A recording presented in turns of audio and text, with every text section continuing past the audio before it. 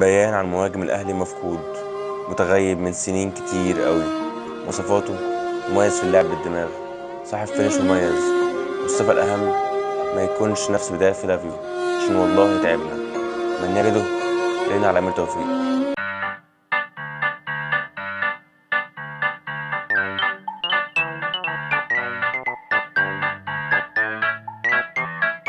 اهلا بيكم في الهاف سبيس. انا محمد خالد، والنهارده هنتكلم عن مهاجم الاهلي الجديد. والحقيقه عمليه بحث الاهلي عن مهاجم هي عمليه ممله وخدت وقت اكتر من المطلوب بكتير جدا. مارسيل كولر مدرب الاهلي طلب التعاقد مع مهاجم قبل كاس العالم 2023، ودلوقتي قبل شهور بسيطه من كاس العالم 24 لسه الاهلي بيدور على مهاجم. وده خلينا نسال: ايه هي مواصفات المهاجم اللي يطلبه كولر؟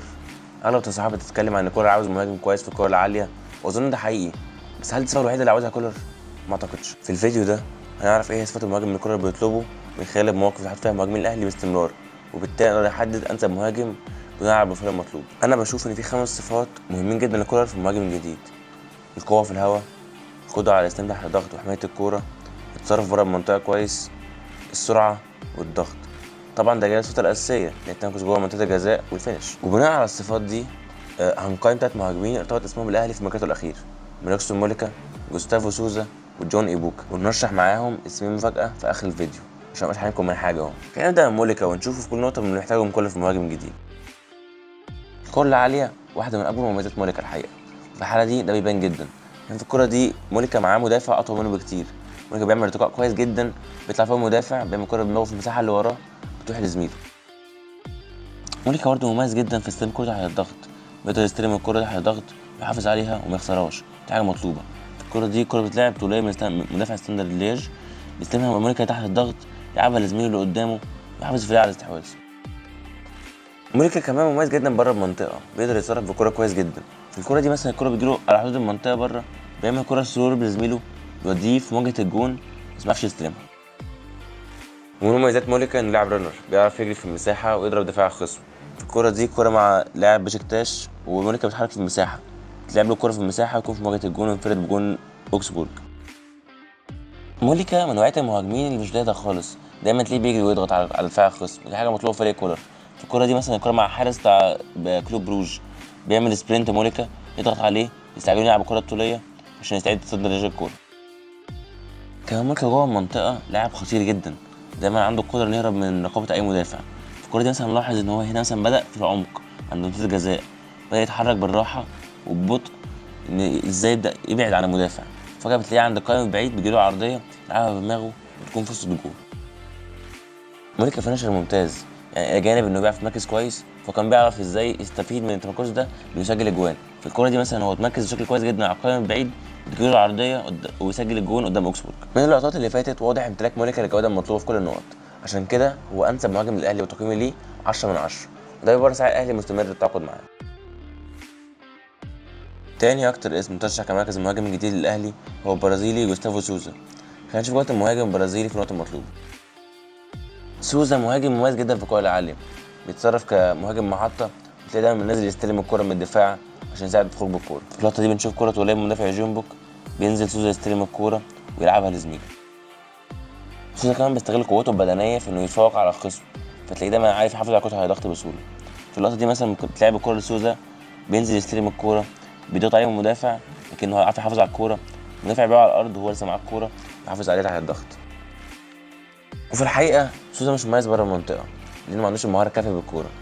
في اللقطة دي مثلا مع الكورة بره المنطقة بيحاول يراوغ لكن ما بيقدرش، الكورة تطلع بره. ومن عيوب سوزا إنه كلاعب بيضغط بشكل كبير، دايما تلاقيه مكتفي بس إنه بيبقى بيحلق من بعيد كده ومش بيضغط بشكل مباشر على اللعيب، طبعا ده شيء مش مطلوب في فريق الاهلي. في اللقطة دي بنلاحظ إنه فريق خصم جومبوك بين اللعب بسهولة وتمرير الكورة بسهولة جدا.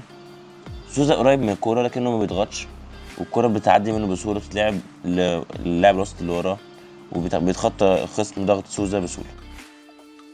وبالنسبة للتمركز في منطقة الجزاء فسوزا مميز في النقطة دي جدا، دايما بيعرف يهرب من رقابة المدافع ويعرف ازاي يوجه الكرة في الجون. في اللقطة دي سوزا بيبقى بتجيله الكرة عرضية من على الشمال، بيهرب من رقابة المدافع على القائم البعيد، بتروح للكورة، بيلعب الكرة بدماغه كان بتروح في العرض. من اللقطات واضح امتلاك سوزا للجودة في بعض الأدوار المهمة زي الكرة العالية، الاستلام تحت الضغط، والتمركز جوه منطقة الجزاء، لكن في المقابل يفتقر لبعض المهام الأساسية زي الضغط والتصرف بره المنطقة والسرعه وكلهم مهمين لكولر، وحتى قدرته على الفينش مشكوك فيها لانه في خلال اخر سنه مع فريق الكوري مسجلش غير 3 اجوان بس. تقييم لسوزا هو 6 من 10 ومش شايف انه انسب مهاجم للبروفايل المطلوب.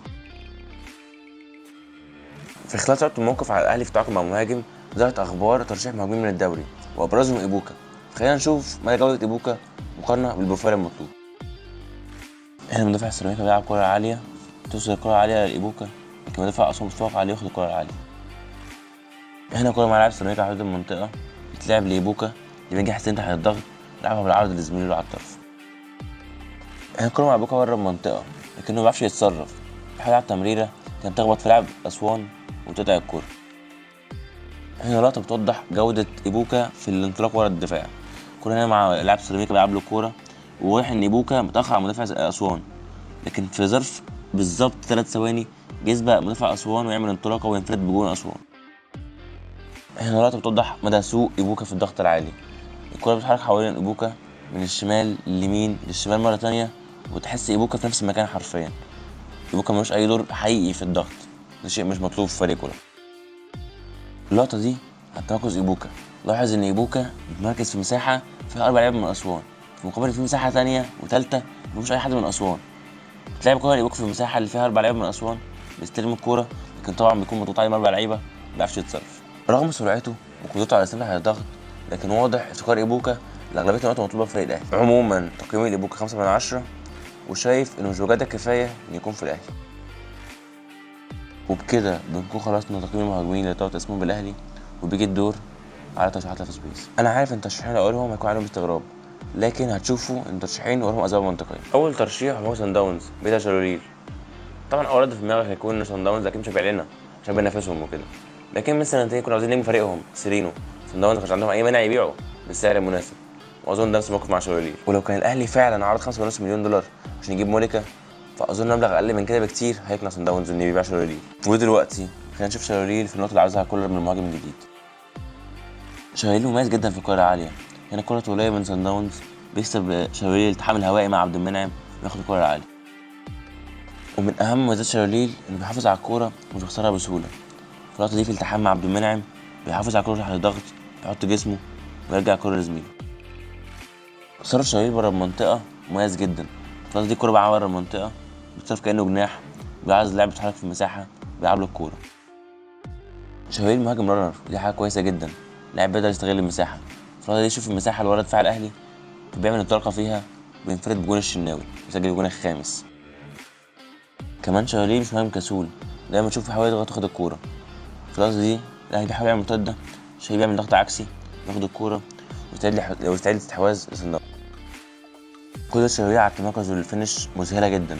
في اللقطة دي بنشوف شالوليل متمركز في البلايند سايد لمدافع الأهلي، بتلعب له الكورة بيستلمها اللمسة التانية بتكون في الجون. في رأيي شالوليل أنسب مهاجم الأهلي بعد موليكا.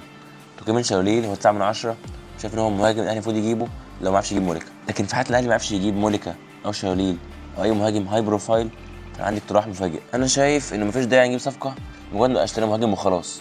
يعني مثلا صفقه زي ايبوكا دي صفقه مش وارد انها تنجح او مش مرجح انها تنجح، ممكن تنجح بس مش احتمال وارد، لكن معناه كده ان انت هتصرف فلوس كتير جدا على لاعب مش هيحل مشكله. فانا بشوف لو مش قادرين نجيب لاعب يعمل اضافه ملحوظه من اول ما يجي، فمن الاحسن نحل المشكله من جوه السكواد. وانا شايف ان طاهر محمد طاهر انسب لاعب جوه السكواد غير مهاجم جديد.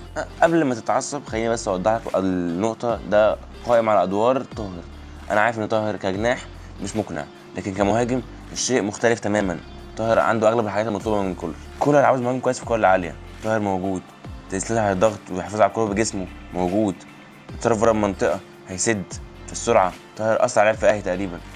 في الضغط طاهر اقوى لاعب بدنيا في الاهلي. التمركز هيعرف يأدي فيها كويس جدا. الفينش ما وعدكش، انا معترف ان هو في الفينش مش هيكون كويس، لكن طاهر هيأدي دور كويس جدا في باقي المهام، هيساعد ان الفريق يكون كويس في اغلب الادوار، هيكون كمهاجم قادر يخدم المنظومه، وده شيء مهم للفريق الاهلي. فانا ما بقولش ان طاهر انسب مهاجم للاهلي، لكن انسب مهاجم من ايبوكا وسوزا مثلا. انا بشوف انه لاعب هيخدم الفريق اكتر ومش مش هيكلف الفريق حاجه. وبكده خلصنا الفيديو، اتمنى يكون عجبكم. سيبوا رايكم في الكومنتات وقولوا شايف مين انسب مهاجم الاهلي الفتره الجايه. وعموما يعني اي حد يختار حد غير طاهر وموليكا وشالوليل امسح له كومنت، انا مش ديمقراطي لا. ما تنسوش تعملوا لايك للفيديو، سبسكرايب للقناه، وفعلوا الجرس نشوف الفيديو الجاي ان شاء الله. معاكم محمد خالد في لايف سبيس. السلام عليكم.